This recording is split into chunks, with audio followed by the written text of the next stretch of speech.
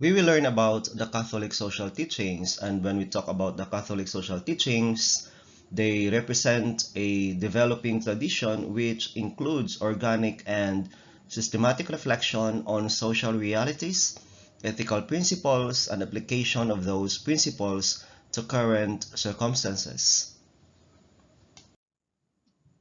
So the six general principles of Catholic social teaching includes 1. The intrinsic transcendent dignity of every human being. 2. The principle of the common good. 3. The universal destination of goods. 4. The principle of subsidiarity. 5. The participation in democracy. And 6. The principle of solidarity. So we will go with this one by one.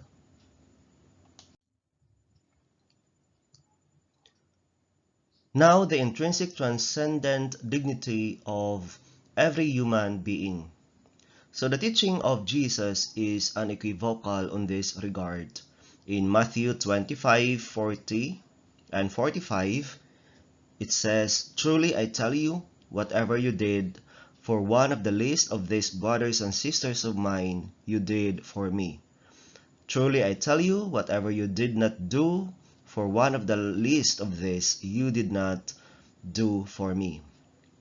So when Jesus equates himself with the least of his brothers and sisters, he elevates everyone, including slaves, prisoners, and the poorest of the poor, to his own inestimable divine dignity.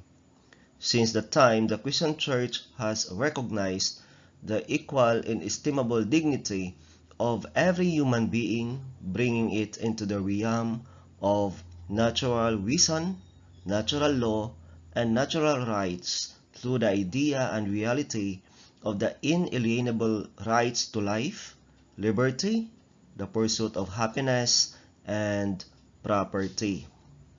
So the Church embraces this as its central social teaching in Rerum Novarum, and it has remained so to this day. So this principle is a part of the Church's extraordinary magisterium and is therefore infallible and needed for salvation. The Church has based virtually all of its other social doctrines on this foundation stone, which is the inestimable dignity of all human life from conception to its natural end, as well as the justification for the other six principles of Catholic social teachings.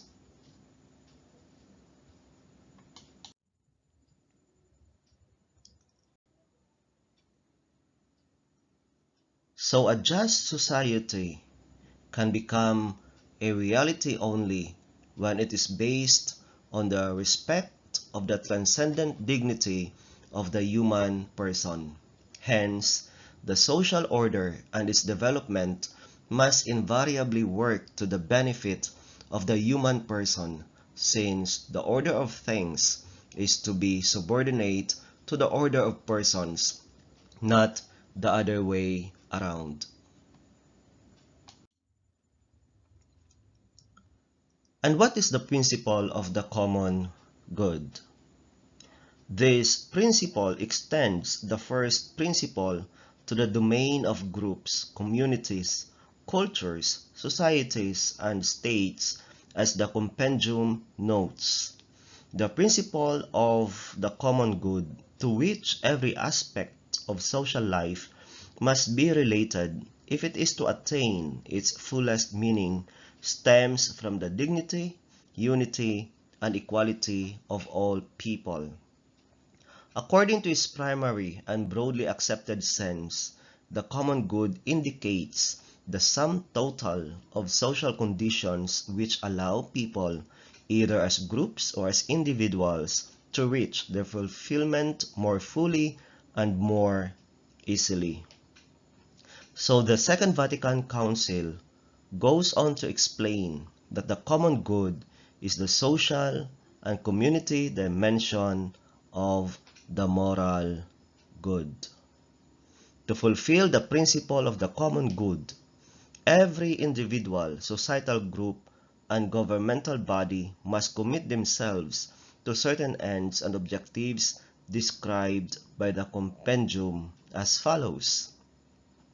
The demands concern above all the commitment to peace, the organization of the state's powers, a sound juridical system, the protection of the environment, and the provision of essential services to all, some of which are at the same time human rights, food, housing, work, education, and access to culture, transportation, basic health care, the freedom of communication and expression, and the protection of religious freedom. In Gaudium et Spes and several Catholic social teaching encyclicals, exhort every Catholic to do their utmost individually, in community, and through participation in government to meet the demands of the common good in the best way possible. This is explained in detail later on with regard to 7 major areas of the application of Catholic social teachings. When we talk about the universal destination of goods, the expression universal destination of goods refers to the fact that God wills that His creation of the earth and its fruitfulness sustain all people. This means that all people have a right to share in the earth's goods in order to meet their needs and their families' needs. These needs include not only the requirement for sustenance, shelter, and safety, but also for personal fulfillment, including work, community, education, and culture. The compendium describes it as follows. The universal right to use the goods of the earth is based on the principle of the universal destination of goods. Each person must have access to the level of well-being necessary for his full development. The principle of subsidiarity. The principle of subsidiarity is a foundation of Catholic social teaching that Quadragesimo Anno elevated to utmost importance in social philosophy. It means that no higher or larger social unit should undermine and absorb any lower or small social unit, or stated the other way around, that preference for action within society should always be given to the lowest or the smallest social unit that can accomplish it. For example, if an individual or a family can accomplish a social action or duty, then they should be allowed to do it without interference from or absorption into a higher social unit, such as a community organization. Similarly, if a local charity or a community organization can accomplish a particular social action or duty, then it should be allowed to do it without interference from or absorption by a higher social unit, such as a city or a state bureaucracy. Again, if a local business can accomplish a social action for which it is designed, it should be allowed to do so without interference from a higher social unit. So the compendium urges all authorities in higher governmental and societal positions to observe the principle of subsidiarity, to fulfill their ethical duty to protect the autonomy, dignity, and proper functions of lower social units.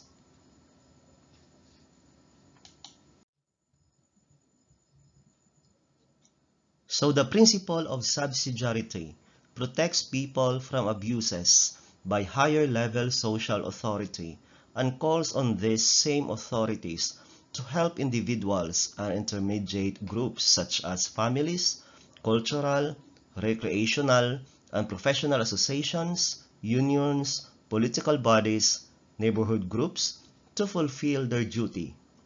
This principle is imperative because every person, family, and intermediate group has something original to offer to the community.